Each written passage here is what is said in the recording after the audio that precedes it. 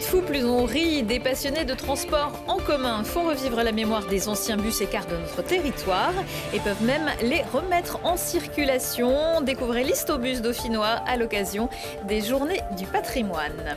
Sur les lieux d'un accident de voiture, de bus éventuellement, lors d'un incendie, une coulée de boue, un accident chimique pendant des émeutes ou une évacuation, on ne pourrait pas se passer des sapeurs-pompiers. Depuis le mois d'avril, le SDIS 38 a un nouveau patron, le colonel Jérôme Petit-Poisson.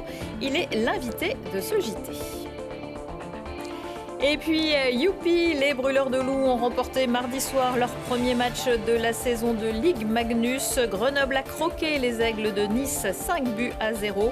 Le début d'une longue série de victoires, on l'espère, pour le nouveau capitaine Sacha Treille et ses coéquipiers. Bonsoir à tous, bienvenue dans ce JT du mercredi 13 septembre 2023. Du lundi au vendredi à partir de 18h, l'essentiel de l'actualité du Grand Grenoble. L'Isère s'apprête à renouveler ses sénateurs. La préfecture a officialisé les 9 listes lundi. Tous les sortants tenteront leur chance le 24 septembre, sauf le socialiste André Valigny, qui après 26 ans en tant que député puis sénateur ne sera pas candidat. On retrouvera donc en tête de la liste d'hiver droite les Républicains Michel Savin et Frédéric Puissat. Didier Rambaud de la majorité présidentielle avec la liste d'hiver centre, une liste d'union de la gauche avec en tête Guillaume Gontard, mais aussi une liste d'hiver gauche où l'on retrouvera le président de la métropole, Christophe Ferrari, et une liste France Insoumise avec les Chirolois, Alban Rosa. Enfin, 2 autres listes d'hiver droite, une pour le Rassemblement national et une deuxième liste d'hiver centre, à charge pour les grands électeurs de ne retenir que 5 sénateurs pour notre département. La commission indépendante sur l'inceste et les violences sexuelles faites aux enfants organise sa prochaine réunion publique à Grenoble. C'est ce jeudi de 16h30 à 18h30, salle Macalou au World Trade Center. Des rencontres pour engager un dialogue entre les victimes, les proches et les acteurs de terrain pour sensibiliser à l'appel à témoignage. Il est encore possible de s'inscrire sur le site civise.fr. Chaque année, 160 000 enfants subissent des violences sexuelles. Grenoble et ses transports en commun, une grande histoire d'amour. Pour certains, c'est même une passion, comme pour les bénévoles de Standard 216, l'Histobus dauphinois.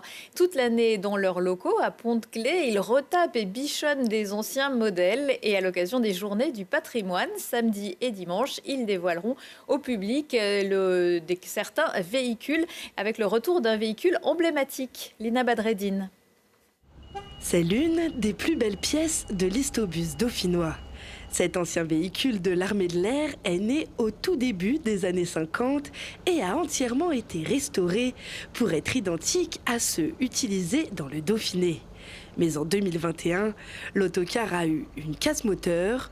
Pour en installer un nouveau, le coût s'élève à 26 700 € que l'association espère obtenir grâce à un financement participatif. Alors il y a eu un très gros travail de carrosserie parce que le véhicule était dans un bâtiment en région parisienne. Donc il a fallu reconstruire une partie de l'arrière, traiter le châssis, tous les éléments mécaniques dessous, l'arbre de transmission, c'était tout à revoir. Alors la chance qu'on avait, c'est qu'il avait tout son vitrage, donc on a eu juste à faire vérifier les ouvertures des fenêtres, mais autrement les pare-brises étaient en place. On a eu une chance inouïe. Mais malgré la remise à neuf et un entretien régulier, il peut encore arriver de pédaler dans la choucroute avant de pouvoir remettre les gaz. Pourtant, à l'époque, l'autocar était en bonne voie pour rejoindre les montagnes. Il n'y avait pas de direction assistée, donc il fallait sortir les bras. Et puis, on ne s'imagine pas qu'aujourd'hui, un véhicule comme ça pouvait monter à l'Alpe d'Huez, monter les 21 virages, les descendre aussi, parce qu'il faut monter mais il faut descendre aussi. Et puis ça, c'est des véhicules où il faut vraiment passer les vitesses au régime, donc faire le double débrayage, ce qu'on ne fait plus maintenant actuellement sur les véhicules. Et ce qui donne à l'engin un côté si exceptionnel, c'est aussi son nom.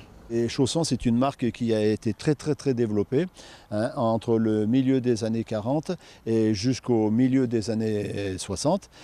C'était vraiment le premier constructeur français. C'était même, il y a une période, c'était aussi le premier constructeur européen au milieu des années 50 et c'était le 4e constructeur mondial. Ça paraît fou, mais c'était comme ça. Alors c'est important que d'avoir ce véhicule-là. Et nous, on a la chance, on a toute la gamme Chausson. Il y avait 5 modèles différents, on les a les 5. Et il n'y a pas un musée en France qui a les 5 véhicules. Et l'association Standard 216 du musée Histobus dauphinois détient aussi entre ses murs bien d'autres joyaux de l'histoire des transports en commun de la région grenobloise. L'entrée pour Histobus sera gratuite samedi et dimanche de 13h30 à 20h. Une participation de 1 € sera demandée pour les balades, mais ça ne vous coûtera rien pour vous y rendre, puisqu'à l'occasion des journées du patrimoine, les trams et bus du réseau MTAG seront gratuits samedi. Gratuit, c'est pas ce que aura Saint-Antoine-l'Abbaye pour la part de la Fondation du patrimoine. Ils étaient lauréats cette année, lauréats isérois, et ils vont se voir remettre, la commune va se voir remettre un chèque de 500 000 € pour la restauration de l'abbaye. C'est le montant maximum, fin des travaux prévus en 2030. 10 ans de voyage dans le petit train de la Mure, c'est ce que vient de remporter la 100 millième passagère de la plus belle ligne des Alpes pour elle et sa famille. Tiffany, qui n'avait jamais emprunté le petit train, avait validé son ticket le 26 août à midi. Et comme les heureux élus sont originaires de la Matésine, ils ne devraient pas avoir trop de problèmes pour profiter à fond de leur récompense. Pour les autres, le petit train est en fonction du mercredi au dimanche jusqu'au 5 novembre. Des eaux turquoises du lac de Monténard à celle en ce moment un peu plus verte de la piscine Jambron à Grenoble, il n'y a qu'un plouf. Les bassins sont fermés aux baigneurs depuis le 27 août et comme l'an dernier, la municipalité a décidé de recycler l'eau pour le nettoyage des espaces publics et des aires de jeu. Après évacuation du chlore, ce sont cette année 300 mètres cubes d'eau qui ont été captés pour être stockés dans une bâche spéciale d'où seront alimentés les balayeuses et autres véhicules de la propreté urbaine. La bâche pourrait être de nouveau remplie si la météo le permet. Élémentaire, l'eau mais aussi le feu font partie du quotidien des sapeurs-pompiers. Plus qu'une profession, un sacerdoce qui réclame tous les courages des hommes et des femmes qui officient sous votre direction. Colonel Jérôme Petit-Poisson, bonsoir. Bonsoir. Vous êtes depuis le printemps dernier directeur du SDIS 38, le service départemental d'incendie et de secours. Merci d'avoir accepté notre invitation. Pour les sapeurs-pompiers, c'est comme pour les médecins, il n'y a pas de temps mort, il n'y a pas de grandes vacances. Comment s'est passé l'été ? J'ai un été quand même un peu moins en enfer que l'an passé. Vous l'avez vu, on a bien évidemment eu un printemps un peu plus arrosé et on a traversé l'été avec quelques incendies de végétaux, mais bien évidemment bien moins catastrophiques que ce que l'Isère a pu connaître l'an passé. Notamment l'an passé avec l'incendie qui s'était produit à Vorep. Cette année, on a quand même eu, alors ça nous concerne un peu plus, parce que même si vous rayonnez sur tout le département, il est vrai qu'on se concentre un petit peu plus sur la métropole. Il y a eu un feu important à Mélan, il y a eu un feu conséquent dans un centre commercial à Mélan, qui a été assez visible, avec plusieurs cellules commerciales qui ont pris successivement feu durant cet après-midi. Pour revenir sur les feux de végétaux, c'est 190 feux sur l'ensemble du département sur cet été, depuis le printemps, avec quand même un effet un peu de surchauffe à la fin du mois d'août, vous l'avez vu, où on attendait avec impatience l'eau, les pluies, et juste avant la fin août, on a eu 2-3 journées où le département a été placé en risque très sévère, avec 2 incendies qui ont pris de l'ampleur sur le Vercors, sur Choranche et sur Gilonnet, avec 2 feux qui ont dépassé 5 hectares. Et puis, ces derniers jours, en septembre, le début septembre a été beaucoup plus sec qu'habituellement, à tel point que la préfecture a maintenu le risque accru. Certaines zones de la métropole, comme le parc des Vouillans, sont interdites d'accès. Comment vous vous préparez quand il y a des interdictions comme ça ? Vous êtes particulièrement prêts ? Il y a Il y a des effectifs qui sont mobilisés, des équipements également ? Alors, il y a 2 sujets. Il y a tout d'abord les indicateurs qui nous permettent de relever ces journées. On a connu en Isère cette année 2 journées en très sévères. C'est-à-dire sur ces jours-là qu'on a eu les incendies les plus conséquents. 16 journées en risque sévère jusqu'au plus d'aujourd'hui, d'hier soir, on était encore en journée sévère. Et lorsque ces journées sévères arrivent, en lien avec la préfecture, on essaye de conseiller les collectivités pour prendre des dispositions pour limiter les conséquences de l'éclosion d'un incendie. C'est le cas au Vouillan, sur la métropole, où il y a des restrictions d'accès pour limiter l'éclosion et limiter également les conséquences d'une éclosion. Donc nous, on se prépare aussi en donnant des éléments d'indication sur le niveau de risque sur lequel le territoire de l'Isère va être être touchés. Et après, on met bien évidemment des effectifs, je dirais, sur le terrain, au profit du département, comme d'ailleurs, quand on a un virus très sévère à l'extérieur, on envoie des renforts dans les zones de France, voire du Canada, parce qu'on a envoyé également des renforts au Canada cette année, pour prévenir ou pour participer à la lutte quand les feux démarrent.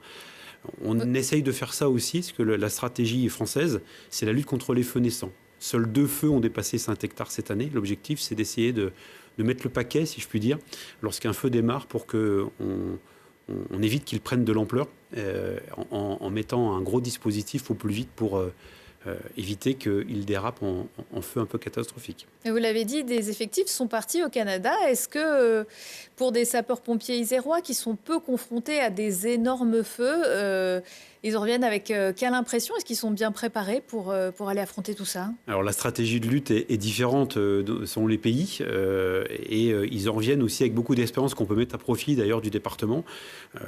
Les Canadiens travaillent plus avec des stratégies de forestage. On fait des pares de feu, on coupe dans le végétal pour que quand le feu arrive, il y ait des pare-feux, des zones de non brûlées.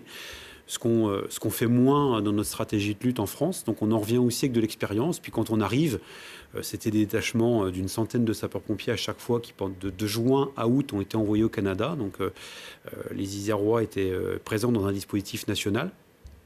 On est accueillis et on est aussi briefé pour s'adapter aux procédures opérationnelles de nos collègues canadiens. Et à contrario, est-ce qu'il y a des sapeurs-pompiers étrangers qui peuvent venir sur le territoire, notamment en Isère? Alors c'est plus rare. La France est généralement un pays plutôt contributeur au mécanisme européen de protection civile sur les moyens aériens ou sur les troupes au sol. Mais l'an passé, par exemple, le mécanisme européen a fait venir des pompiers de Pologne, d'Allemagne, de différents pays de l'Europe, en France, en Gironde, mais pas que, sur différents espaces du territoire national. On a parlé de la piscine Jambon il y a quelques minutes. L'eau va être utilisée pour le nettoyage urbain. Est-ce que pomper l'eau des piscines municipales pour éteindre les incendies, à votre connaissance, ça s'est déjà fait? Alors ça peut se faire de façon exceptionnelle.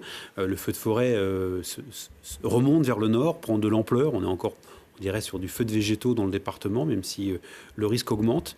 On est très préoccupé, nous, par l'usage de l'eau au quotidien, comme on est sur la même source que finalement l'eau potable. Quand un incendie prend de l'importance, très vite on bascule sur l'usage de l'eau grise. Alors à l'instar de ce que vous avez montré pour Grenoble, on peut le faire sur des plans d'eau naturels, on peut le faire sur les réseaux d'irrigation pour essayer d'éviter de consommer la ressource d'eau potable. Pour lutter contre l'incendie, on va aller sur d'autres types de sources et donc pourquoi pas des piscines. L'eau, l'été a été particulièrement chaud aussi du fait des violences urbaines. Les sapeurs-pompiers sont aussi pris pour cible. Comment vous gérez ça avec vos équipes ? Alors on a un système déjà de coordination d'intervention avec les forces de l'ordre. Donc la singularité de ce qui s'est passé sur l'épisode de fin juin, début juillet, c'est que ça a touché tout le territoire départemental et pas simplement, je dirais, la métropole, l'agglomération. Et donc on a des procédures de coordination avec les collègues de forces de l'ordre pour faire des points de rassemblement et intervenir lorsque les violences urbaines sont en place, entre guillemets sous escorte, sous protection. Et on renforce notre dispositif pour avoir un peu plus d'effectifs et finalement se surveiller entre nous. Ça s'est plutôt bien passé, même si malheureusement on a déploré des jets de pierre, des choses plutôt dommageables avec des grosses pierres qui ont été jetées dans nos véhicules, notamment sur Grenoble. Et qui ça doit être difficile à accepter pour des sapeurs-pompiers qui disent « moi je viens aider les gens et on me canarde avec des pierres ». Il n'y a pas de résignation. Il n'y a pas de fatalité et c'est pas forcément accepté, mais par contre, on se prépare à ne pas surréagir dans nos comportements, dans nos propos, laisser la situation apaisée et revenir à l'essentiel de ce pourquoi on vient, c'est-à-dire protéger les biens et les personnes. Donc, on a malheureusement sur l'agglomération une certaine expérience et les pompiers isérois sont expérimentés. Le phénomène nouveau qui s'est passé à l'été et à fin juin, début d'été, c'est le fait que ça a touché des territoires jusqu'alors non touchés par les violences urbaines. Et justement, combien de sapeurs-pompiers au SDIS? Je crois qu'il y a 80% de volontaires. Alors nous sommes dans l'établissement public 5200, 870 pompiers professionnels, 4200 sapeurs-pompiers volontaires et 250 personnes administratives et techniques. Donc le gros de l'effectif, effectivement, sont les sapeurs-pompiers avec, comme vous l'avez dit, 80% de pompiers volontaires et 20% de pompiers professionnels. C'est toujours un métier qui fait rêver les petites filles et les petits garçons? Je l'espère. En tout cas, on a des candidats. On a plutôt eu les effets post-Covid dans la crise de l'engagement, on va dire. Mais ça repart. Et donc, comme vous me donnez le micro et la chance de pouvoir m'exprimer, je peux vous dire que nos casernes sont ouvertes aux vocations, à la fois pour découvrir ce que ça peut être au travers du volontariat. Vous prenez des stagiaires de 3e? Et pourquoi pas C'est en la faire son saison. métier. On prend aussi des stagiaires de 3e. Alors, on ne les emmène pas en intervention, mais on les prend dans nos casernes. Et d'ailleurs, il va y avoir des nouvelles casernes aussi, un gros plan de développement de casernes. Ça a déjà été évoqué, je pense, présenté aussi par la présidente du conseil d'administration. Mais il y a un très gros plan d'investissement qui s'ouvre devant nous avec près de 70 millions de travaux.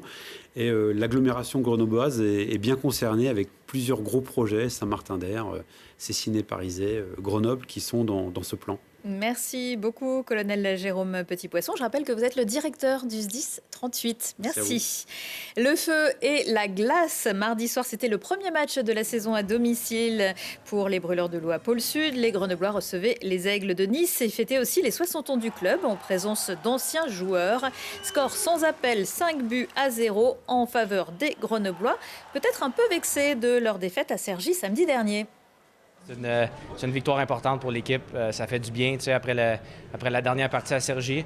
Devant nos partisans comme ça, première partie, ça fait du bien. Puis de voir qu'on a bien figuré, qu'on n'a pas donné de but contre. Fait que je crois que c'est important, puis on a bien fait ça. Avec toujours des Canadiens aussi. Et pour son prochain match, Grenoble se déplacera au Pays Basque pour affronter Anglette vendredi soir.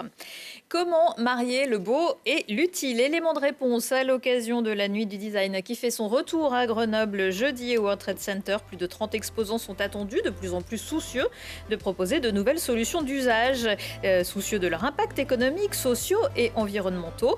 Des expos, conférences et échanges illustreront ces pratiques et spécificités régionales. Miel de montagne, Colling, Marianne, Ojos et Parmille, ils seront tous là jeudi soir à partir de 18h pour le concert de rentrée de l'université Grenoble-Alpes concocté par Retour de Seine. Rendez-vous sur le campus à Saint-Martin-d'Air, sur la pelouse du nouveau bâtiment Muse, c'est place centrale. L'entrée est libre, ouverture de la soirée à 18h avec des animations avant les concerts. À 19h20 ce mercredi, un nouveau Si on parlait. Ce soir, Lucille Dailly reçoit Johanna Vigneron, danseuse acrobate, désormais professeure et entrepreneuse à la barre de son studio L'Envolée Pole Dance à Giers. C'est un peu comme chez les sapeurs-pompiers. Nathalie Lopizzo, une artiste qui transforme votre vision en kaléidoscope, une symphonie de couleurs tranchée dans un art vif, loufoque et onirique qu'elle expose en ce moment au Vogue à Fontaine. Quant à Elissa Lefebvre, elle transpire pour votre cardio, mais à votre bon cœur avec la SPTT. Elle organise la Grenobloise, une course solidaire au cœur de Grenoble ce dimanche. Si on parlait, c'est à revoir jeudi à 12h20. Retour de l'actu dans 1 heure et en replay sur tdgrenoble.net. On se quitte avec le clip de Jamie alias Jérémy Chevrier. Le guitariste chanteur grenoblois proposera jeudi soir à l'Empérage une release party pour découvrir son projet folk électro pop avec aussi en première partie Croon. Excellente soirée à tous.